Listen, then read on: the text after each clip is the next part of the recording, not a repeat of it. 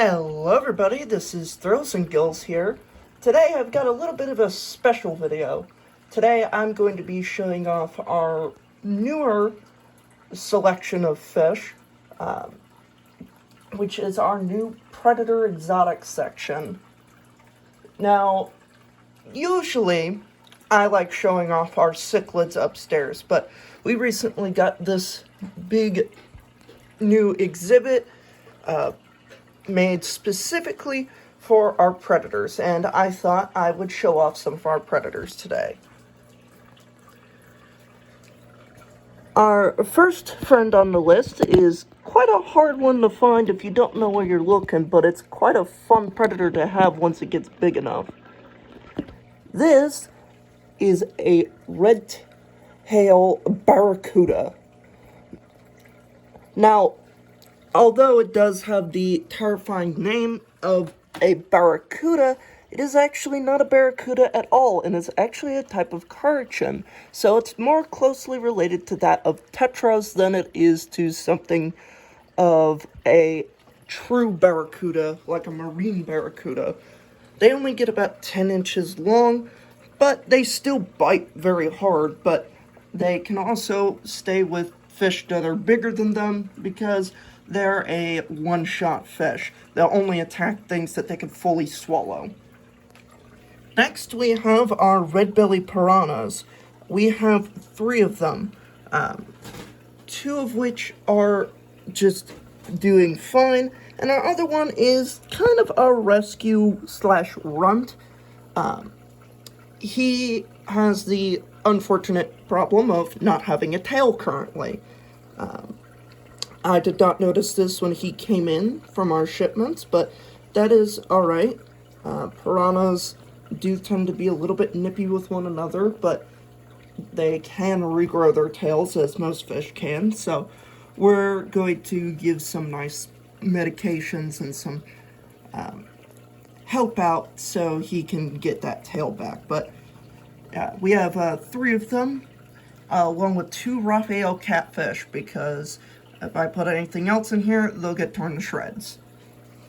Next, we have our more peaceful oddballs, still considered predators, but definitely more peaceful. We have a geophagus, which is not a predator, it's a cichlid. But she's here because she gets bullied by our heckleys and our firemouths, so she instead gets to stay with our 2 very, very big oddballs. So we have our Sumatran leaffish, or just known as the Asian leaffish, not to be confused with the African leaffish or the leopard centenopoma, which are of 2 different families, which I figured out yesterday. While this fish has an unassuming form, its mouth is actually a fourth of the size of its entire body. Very close to that of lionfish that can kind of just swallow everything whole. And I'm sure you're seeing our other guy just having a little bit of fun here, but we do have a black ghost knifefish in here. And as you can see, he is very, very playful and very, very happy about his new environment. Now, you may be wondering why I have predatory fish like this in such small tanks. These are only temporary habitats. We are eventually hoping to give these guys to people who would want to buy them.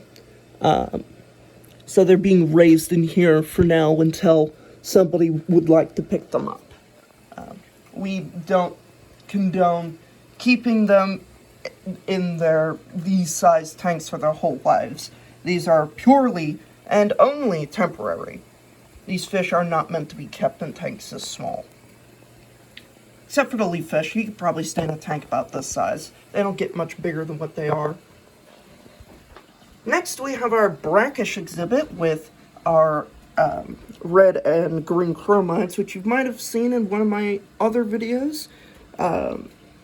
But we also have some other fish in here that I probably will not be able to get video of currently, because they are tiny, and they are our bumblebee gobies and our rhinoceros goby.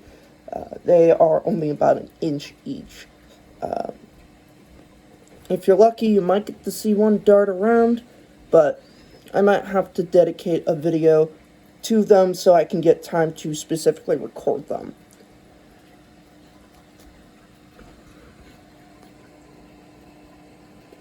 As they are, in fact, very, very hard to notice. Actually, I think I see one right here. Yeah, as you can see, it's not even the size of my fingernail. It's truly a tiny specimen. It's not fully grown either, so it's not a super fair shot, but I mean, as you could already tell, it's not going to turn out to be a very big fish. And finally, we have my favorite. This is Barry. Barry is a Nile pufferfish. Now, a lot of people have asked me if it's the same species of puffer that most people see on the YouTube channel Aquarium Co-op. As much as I wish I had that species of pufferfish, I unfortunately do not. That is what we call a Maboo puffer. This is a Nile puffer, or also known as a Fahaka puffer. They get about the same size as the Maboo puffer, however they have very different patterns. The Nile puffer gets these big long stripes, and Maboo puffers have this more scribbled pattern. Now, he may be a slow mover a lot of the times, but I assure you that this is one very energetic pufferfish once he starts seeing people. I mean, he's very curious of just about everything, too, which is also why we adore our little Nile pufferfish. Another thing to note about Nile puffers is they are actually considered the second largest pufferfish, or sometimes the first largest pufferfish if you're not thinking about saltwater puffers.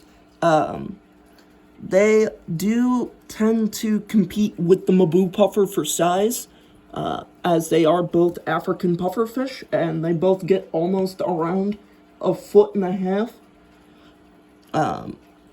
However, a lot of that's dedicated to the tail, and usually because of that, the Nile puffer can win out because it has a longer brush-like tail, as opposed to the Maboo, who has a more standard, rounded pufferfish tail.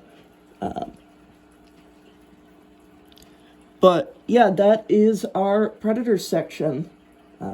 We're hoping to eventually get some more in. And when we do, we'll be filling some of our other tanks. Our other species that we'll be getting in are African butterfly fish, archer fish.